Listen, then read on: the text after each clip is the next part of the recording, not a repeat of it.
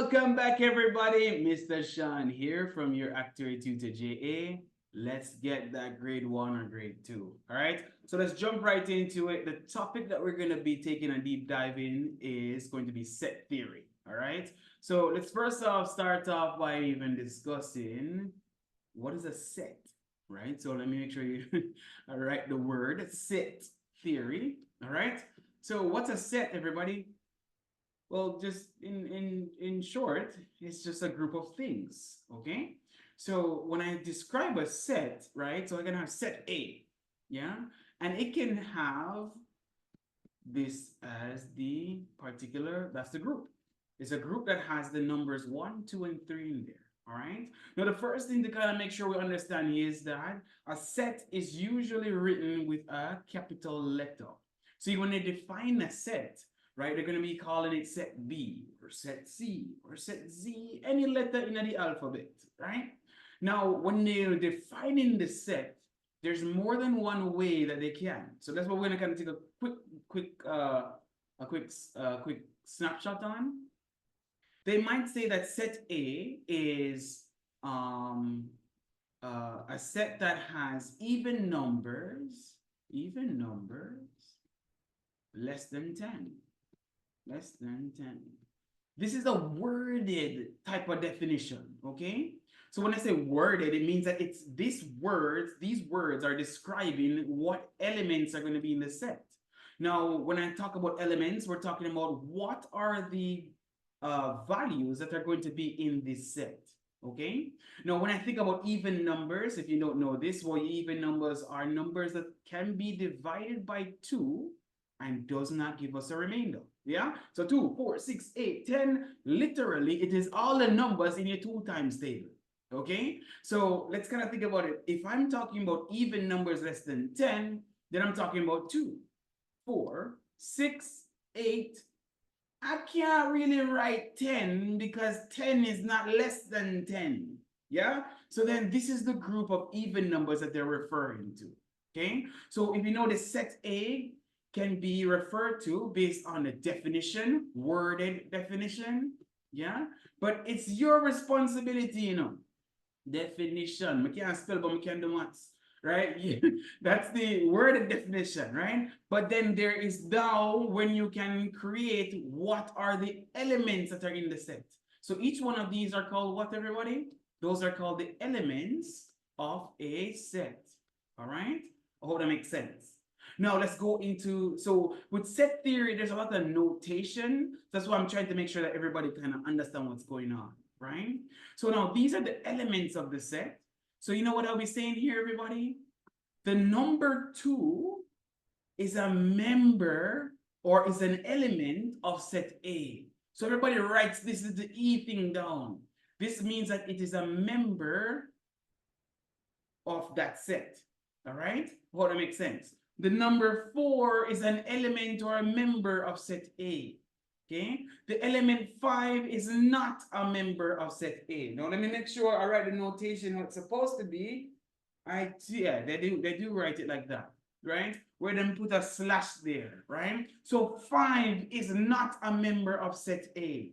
So if you notice, I'm writing the words, I'm writing the notation, the symbols, but I'm also telling you what the words mean. So when you are actually reading it, you're supposed to be saying 4 is a member of set A. That's true. 5 is not a member of set A. That's actually true, right? So I hope everybody understands what is going on here. You're supposed to be able to write the notation, right, in math language, but you should also be able to articulate it and read it out in words, in English, all right? So that makes sense, yeah? Drop a comment down below if you have any questions on that so far, all right? So now let's keep on going. How about that? All right, so we're going to define different sets, and then we're going to kind of talk about the different types of sets out there. So we're going to kind of do that. Let's go to the types of sets, all right? So let's start off first with the simplest one. He's the null set. Or another word that they might use is empty set. All right. Now, what's the first thing popping in the mind? If we say null or empty, it's empty. So if it's empty, it don't have none in there. So then it's a set that has no elements in there. You notice I'm gonna write nobody in there, just the brackets. So the brackets are for to tell you that this is a group. Yeah. So there's nothing in there. So this is the notation of how they write an empty set. All right. Or they might write it like this. So everybody make a note of that. So that's for the null or empty set. The easiest set. Easiest type of nobody in there. Nothing. Okay. Now let's keep on going. Next one is going to be, so we're going through the types of sets. What else do I have here? Null or empty. I think I'm going to go into describing the different. Yeah, let me do that first. I'm going to go through this guy here. It's called being a finite set. Okay. Now, if I'm a finite set, that means that there's a countable amount of elements in my set. So if I gave you set A, and I said that the numbers 2, 4, 6, 8, 10, if you notice, I can, with confidence, count how many numbers are in my set. There's 5 elements in my set, right? Yeah? Now, what's an infinite set then? Because if you're not finite, then you're going to be infinite.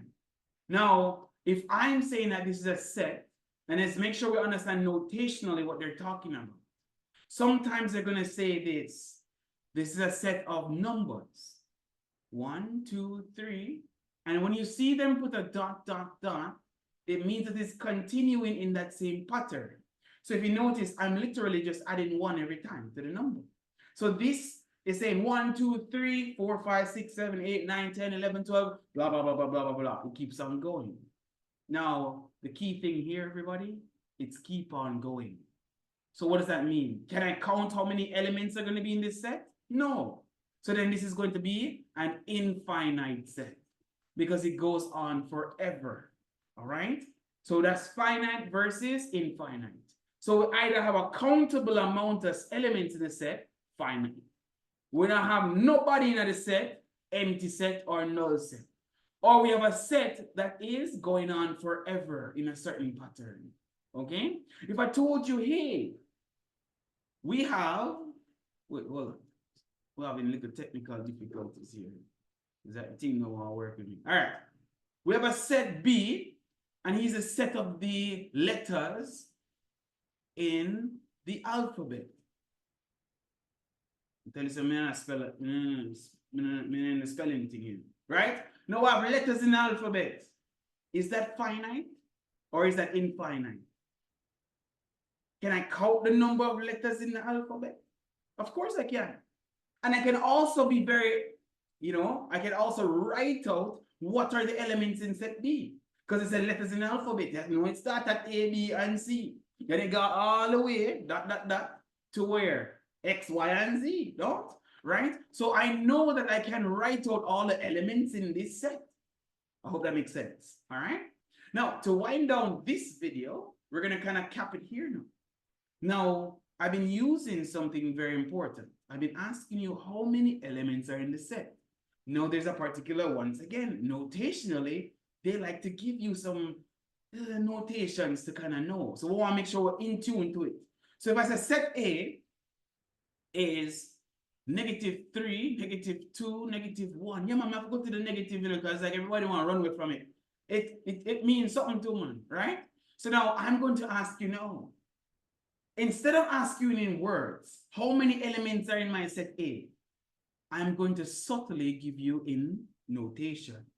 So what they would say, N. That stands for, they're asking you for the number of elements. And then they're going to write, you can't just ask the number of elements, you have to ask the number of elements where? In set A. And that's what they would write. And then we would say that's equal to, count them up. We have 1, 2, 3, 4, 5, and 6 elements in that set. Sounds good? So we have 6 elements in set A. This is what these 3 things meant. The number of elements, I'm going to read it in words, in set A is equal to 6. That's if you read it out in English. This is the math notation. I just gave you the English notation. Sounds good? All right. So how we're going to wind down this video? We are going to, let's do a bunch of questions. Let's do some questions and apply what we just learned. How about that? All right. So I have boom, boom, boom, and bam. So we're going to go here. Let's say X is, number one, X is even numbers less than 100. Is that finite or infinite? Want to tell me? Tell me in the comments, right? Let's go again. I have P, let's set P now, right?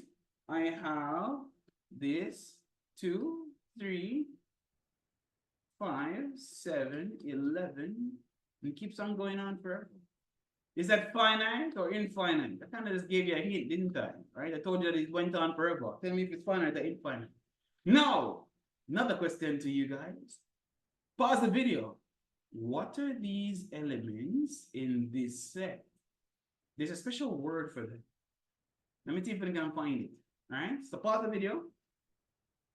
All right, unpause it now. Ready? So these are the set of prime numbers. So we have our even numbers. Those are what? They can be divided by 2. Or you can just think of it as what are the numbers in my 2 times table? 2, 4, 6, 8, 10, blah, blah, blah, right? But then these are very important numbers also. What are prime numbers, everybody? Prime numbers are numbers that can only be divided by themselves, which is 2.